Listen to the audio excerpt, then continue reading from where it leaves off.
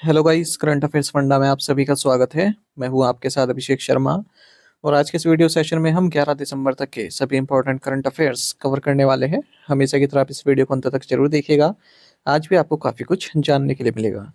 Session की शुरुआत करने से पहले आप सभी को बताना चाहूँगा, यदि आप हमारी daily current affairs PDF, weekly PDF, monthly PDF और हर महीने के banking and economic awareness PDF चाहते हैं तो करंट अफेयर्स फंडा का 1 ईयर मेंबरशिप प्लान आप ज्वाइन कर सकते हैं, जिसका लिंक आपको वीडियो के डिस्क्रिप्शन में या फिर फर्स्ट कमेंट में मिल जाएगा। आपको बता दें, इस 1 ईयर मेंबरशिप प्लान के तहत जितना भी हमारा पीडीएफ कंटेंट है वो हम आपको 1 साल तक के लिए प्रोवाइड कराते हैं, जिसे आप डाउनलोड कर सकते हैं, प्रिंट आउट भी निकलवा सकते हैं। इसके लिए चाहे तो आप करंट अफेयर्स फंडा ऐप को यूज़ कर सकते हैं या फिर अपने लैपटॉप या सिस्टम की मदद से वेब लॉगिन भी कर सकते हैं। कोई भी आपका एग्जाम हो, बैंकिंग, एसएससी, रेलवे या फिर स्टेट पीसीएस, जहाँ पर भी जनरल अवेयरनेस या करंट अफेयर्स पूछे जाते हैं, सभी एग्जाम्स के लिए हमारे पीडीएफ कंटेंट काफ़ी यूजफुल है। इस पीडीएफ कोर्स में हम आपको RBI circulars, financial awareness, digital awareness, banking awareness, general and economic awareness सब कुछ प्रोवाइड करा रहे हैं। आरबीआई सर्कुलर्स की बात करें तो आईबीपीएस पीओ मेंस एग्जामिनेशन में यहाँ से क्वेश्चंस पूछे गए थे, क्योंकि मेन सिलेबस का हिस्सा था ये टॉपिक, आरबीआई सर्कुलर्स। और आगे आने वाले जितने भी बैंकिंग मेंस एग्जामिनेशन है वहाँ पर भी आरबीआई सर्कुलर से क्वेश्चन पूछे जाने की काफ़ी संभावनाएं हैं, तो आपको ये पढ़कर जाने हैं। आरबीआई की वेबसाइट पर उपलब्ध रहते हैं, वहाँ से आप पढ़ सकते हैं खुद से, पर काफ़ी लेंदी होते हैं, वहाँ पर फाइनेंशियल इकोनॉमिक टर्म्स काफ़ी यूज़ होती हैं, तो समझने में समय लग सकता है, टाइम कंज्यूमिंग प्रोसेस है ये। यही काम करंट अफेयर्स फंडा ने आसान बनाया है। हमने जितने भी आरबीआई सर्कुलर से पिछले 5-6 महीनों के, उन्हें काफ़ी ईजी लैंग्वेज में पीडीएफ फॉर्मेट में रेडी किया है, ताकि आप आसानी से उन्हें समझ सकें। और हर आरबीआई सर्कुलर के साथ आपको एमसीक्यूज मिलते हैं प्रैक्टिस करने के लिए। जितने भी रिलेवेंट फैक्ट्स एंड डेटा है सब इंक्लूड किया गया है, इरेलीवेंट डेटा को हटा दिया गया है जो एग्जाम पॉइंट ऑफ व्यू से महत्वपूर्ण नहीं है। कंप्लीट बैंकिंग अवेयरनेस में पढ़ाई गई है, न केवल आपके बैंकिंग मेंस एग्जामिनेशन के लिए, बल्कि अगर आप बैंकिंग इंटरव्यूज में अपियर करते हैं, जैसे SBI PO, IBPS PO, RRB PO, even RBI grade B, तो इन इंटरव्यूज में बैंकिंग नॉलेज पूछी जाती है, उसे भी आप आंसर कर पाएंगे इस कोर्स को पढ़कर। कंप्लीट इंडियन इकोनॉमी पढ़ाई गई है, ताकि SSC, railway, state PCS exams में आप अच्छा परफॉर्म कर पाएँ। और इंश्योरेंस सेक्टर से संबंधित डेडिकेटेड चैप्टर इसमें दिया गया है। इंश्योरेंस की बेसिक्स वहाँ से आपके क्लियर हो जाएंगे, जैसे इंश्योरेंस की शुरुआत कैसे हुई भारत में, पहली इंश्योरेंस कंपनी कौन सी थी, एलआईसी कब बनी, और जनरल इंश्योरेंस की शुरुआत कैसे हुई, और इंश्योरेंस सेक्टर में प्राइवेट कंपनियों का कैसे आगमन हुआ, एफडीआई कितना है इंश्योरेंस सेक्टर में, जीडीपी में कितना परसेंटेज योगदान है इंश्योरेंस सेक्टर का भारत में। तो ये सब कुछ आपको जानने के लिए मिलेगा इसी पीडीएफ कोर्स में, ए टू जेड। पूरे साल भर जितने भी आपके एग्जाम्स होंगे, जहाँ पर भी जनरल अवेयरनेस या करंट अफेयर्स पूछे जाते हैं, वो सब आपके कवर हो जाएंगे केवल यही कोर्स पढ़कर, क्योंकि 1 साल की वैलिडिटी है इसकी। मिलेगा कहाँ पर? करंट अफेयर्स फंडा ऐप पर। ऐप का लिंक वीडियो के डिस्क्रिप्शन में दिया गया है और फर्स्ट कमेंट में भी पिन कर दिया गया है। तो लिंक पर क्लिक कीजिए, ऐप को इंस्टॉल कीजिए, लॉगिन करने के बाद ये कोर्स आप बाय कर पाएंगे। फिर भी कोई डाउट आपका रहता है तो हमारा कस्टमर केयर नंबर है 8448169188, इस पर आप कॉल कीजिए या फिर व्हाट्सएप करके भी जानकारी प्राप्त कर सकते हैं। तो बिना किसी देरी के शुरुआत करेंगे इस वीडियो सेशन की। सेशन की शुरुआत हमेशा की तरह क्वेश्चन और डे से करेंगे, जिसका आंसर आपको अभी कमेंट बॉक्स में करना है। पूछ रहे हैं कि ताल चप्पर वन्यजीव अभ्यारण्य कहाँ स्थित है? वेर इज ताल चप्पर वाइल्ड लाइफ सेंचुरी? ऑप्शन है पंजाब, उड़ीसा, हरियाणा या फिर राजस्थान। जल्दी से आंसर कर दीजिए, फिर हम आपको फिर आगे बढ़ते हैं। और इस तरह के क्वेश्चन यदि आप प्रैक्टिस करना चाहते हैं तो हमें टेलीग्राम पर जरूर ज्वाइन कीजिएगा। करंट अफेयर्स फंडा नाम से हमारा टेलीग्राम चैनल है।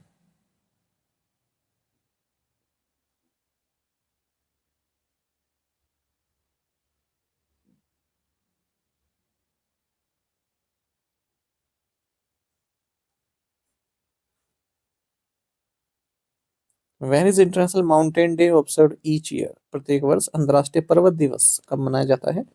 ऑप्शंस आपके सामने है। सही आंसर ऑप्शन सी है, December 11। तो इंटरनेशनल माउंटेन डे हर साल 11 दिसंबर को मनाया जाता है। फूड एंड एग्रीकल्चर ऑर्गेनाइजेशन यानी कि फाओ ये इस डे को कोऑर्डिनेट करता है। एनुअल सेलिब्रेशन और इसका थीम क्या रहेगा ये डिसाइड करता है। 2025 में इंटरनेशनल माउंटेन डे का थीम है glaciers matter for water, food and livelihoods in mountains and beyond. ये कई बार एग्जाम में आ चुका है, बैंक के एग्जाम में भी 1-2 बार पूछा गया है international mountain day. Who was honoured with the 8th Paulos Mar Gregorios award 2025? 2025 के लिए 8वें पॉलस मार ग्रेगोरियस पुरस्कार से ये सम्मानित किया गया। राइट आंसर ऑप्शन सी है, डॉक्टर टेसी थॉमस। तो जानी मानी aerospace engineer doctor Tessy Thomas, इन्हें 8वां पॉलस मार ग्रेगोरियस अवार्ड 2025 दिया गया है न्यू दिल्ली में। आपको बता दें इन्हें मिसाइल वुमेन बोला जाता है। भारत की मिसाइल वुमेन प्रोजेक्ट डायरेक्टर के तौर पर ये सर्व कर चुकी हैं अग्नि 4 बैलिस्टिक मिसाइल के लिए डीआरडीओ में, और इन्हीं की अगुवाई में भारत ने लॉन्ग रेंज मिसाइल कैपेबिलिटी हासिल की थी। ये अवार्ड इंस्टीट्यूट किया गया है पॉलस मार ग्रेगोरियस की मेमोरी में, जो कि स्कॉलर रहे, थियोलॉजियन रहे, फॉर्मर प्रेसिडेंट रहे वर्ल्ड काउंसिल ऑफ चर्चेस के। Which is the 7th Australian university to open a campus in India.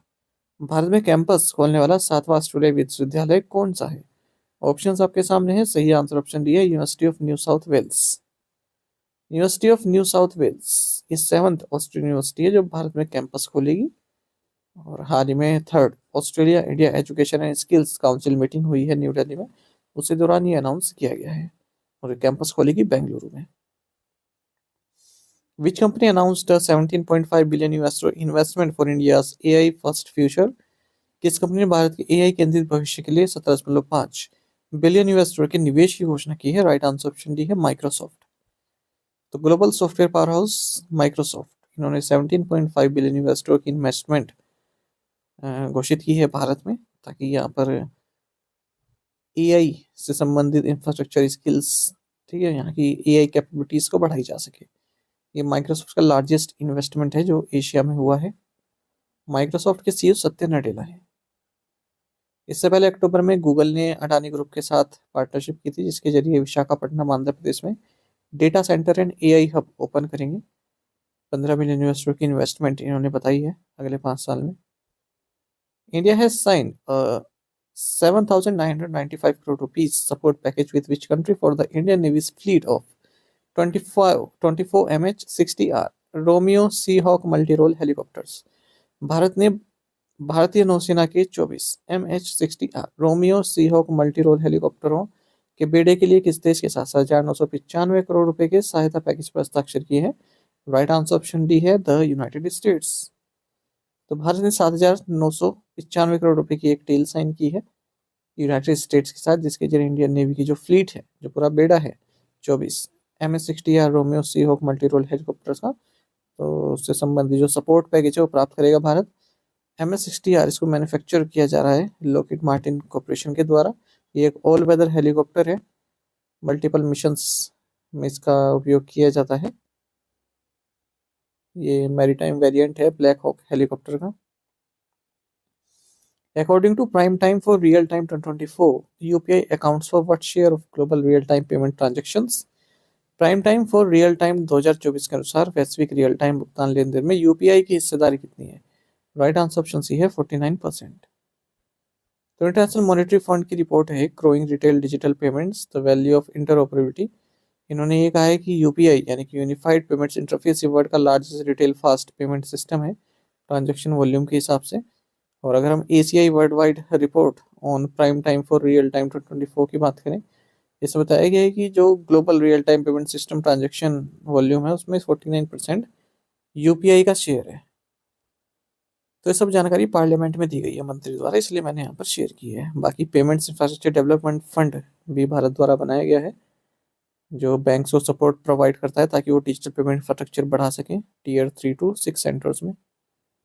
Which Russian bank has launched a new mutual fund offering access for Russian retail investors to India's top equity index Nifty 50।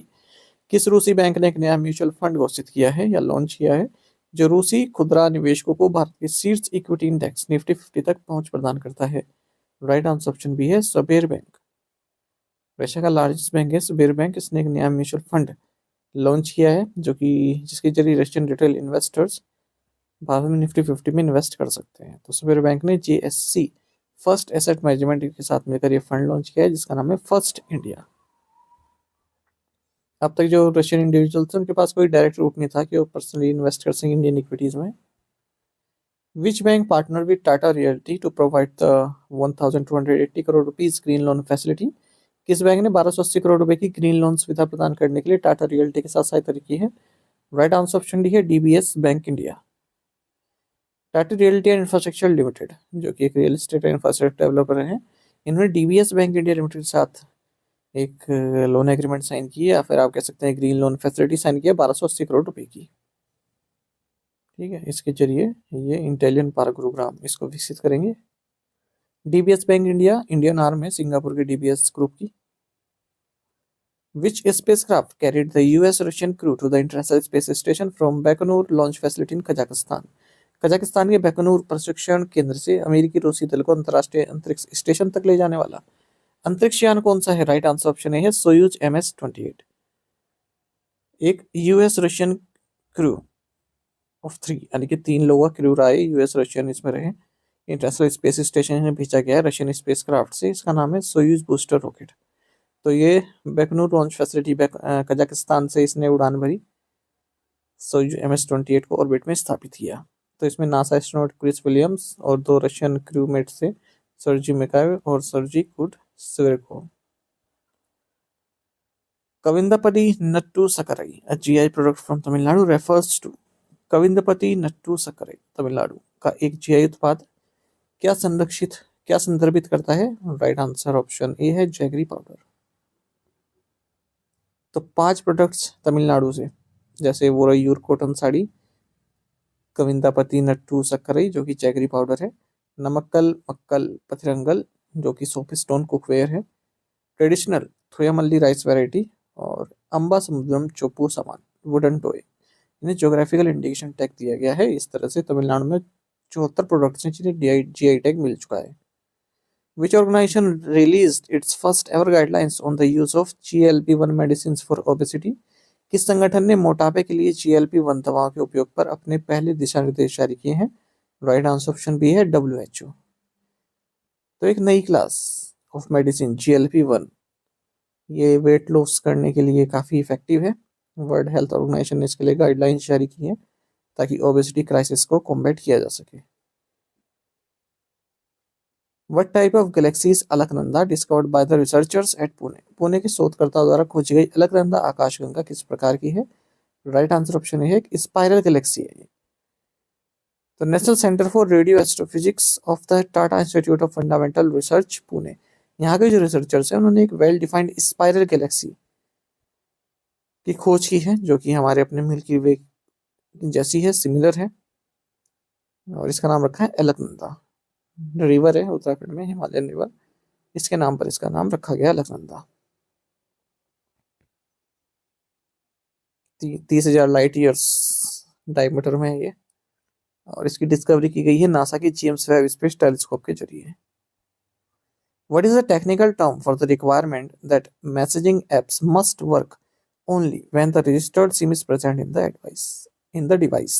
वह तकनीकी शब्द क्या है जिसके अनुसार messaging apps तभी काम करने चाहिए जब डिवाइस में पंजीकृत सिम मौजूद हो? राइट आंसर ऑप्शन है सिम बाइंडिंग। तो ये चर्चा में रहा क्योंकि हाल ही में डिपार्टमेंट ऑफ टेलीकम्युनिकेशंस ने जो ऑनलाइन मैसेजिंग प्लेटफॉर्म्स हैं उन्हें ये डायरेक्शन दी है कि कोई भी यूजर, ठीक है, जिसके पास सिम कार्ड नहीं है और वो बिना सिम कार्ड के अपनी एप्लीकेशन चला रहा है, तो इस तरह के एप्लीकेशन ना चलाने दें, ठीक है, क्योंकि इससे फ्रॉड होने के खतरे रहते हैं, टेरर एक्टिविटीज से खतरे रहते हैं। तो इस पूरी प्रक्रिया को कहते हैं सिम बाइंडिंग, यानी कि अगर आप कोई एप्लीकेशन चला तो आपके फ़ोन में वो सिम होना चाहिए जिससे रजिस्टर्ड हो आप। तो व्हाट्सएप, टेलीग्राम और सिग्नल, अतराई, स्नैपचैट, शेयर चैट, जियो चैट, जोस, इन सभी को डायरेक्शंस दिए गए हैं। SIM binding is a process where a messaging app verifies that the registered SIM card remains active in your device. If the SIM is removed, replaced or deactivated, the app will stop functioning.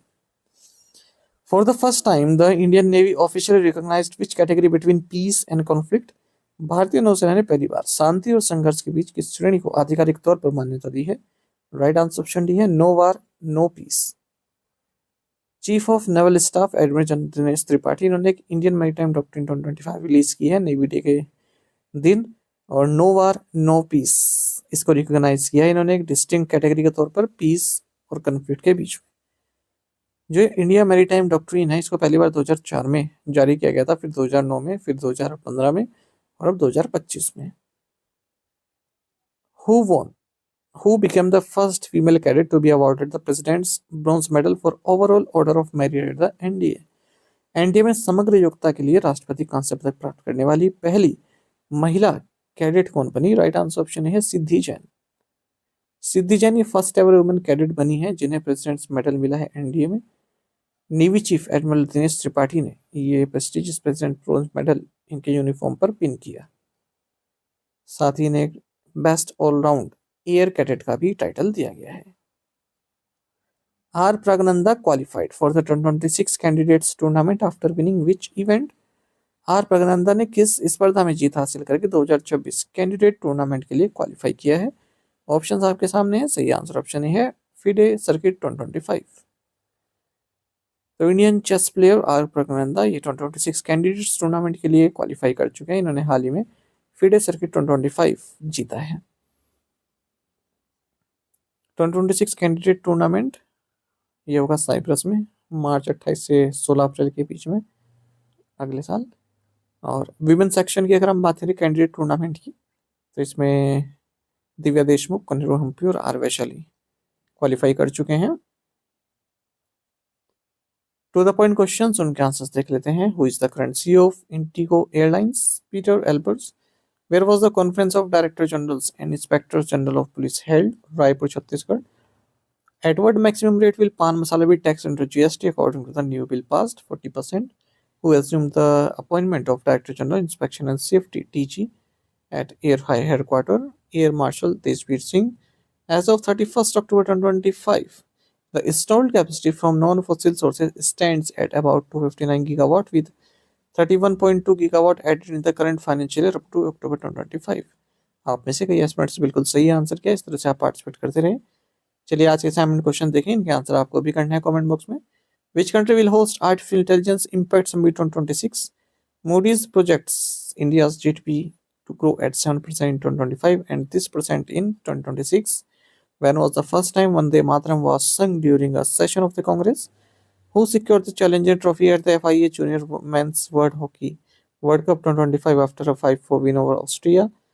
Indian Coast Guard ship Sarthak, an indigenously designed and built offshore petrol vessel, arrived at Subic port in which country? इन पांचों questions के answer आपको comment box में देने हैं। यदि एक question का answer भी आता है वो भी आप अवश्य बताइएगा। साथ ही हमें टेलीग्राम पर जरूर ज्वाइन करें। करंट अफेयर्स फंडा नाम से हमारा टेलीग्राम चैनल है। यहाँ पर हम रेगुलर वीडियो अपडेट्स और करंट क्विज आप सभी के डालते रहते हैं। साथ ही डिस्क्रिप्शन में आप किसी भी क्वेश्चन का सोल्यूशन पा सकते हैं। Thank you guys.